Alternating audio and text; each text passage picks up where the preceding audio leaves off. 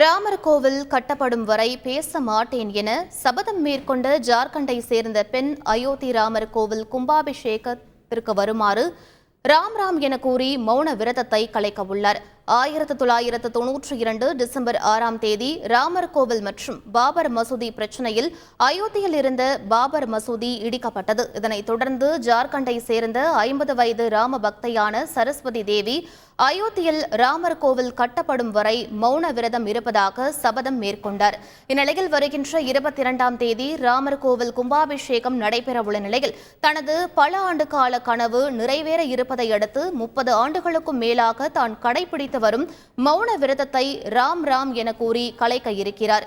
கும்பாபிஷேகத்தில் கலந்து கொள்வதற்கான அழைப்பு அவருக்கு விடுக்கப்பட்டுள்ள நிலையில் ஜார்க்கண்டில் இருந்து புறப்பட்டுள்ளார். கடந்த 30 ஆண்டுகளுக்கு மேலாக ஒரு நாளைக்கு ஒருவேளை மட்டுமே உணவு அருந்தும் அவர் இருவேளை ஒரு டம்ளர் பால் அருந்துவதை மட்டுமே வழக்கமாக வைத்திருந்தார்.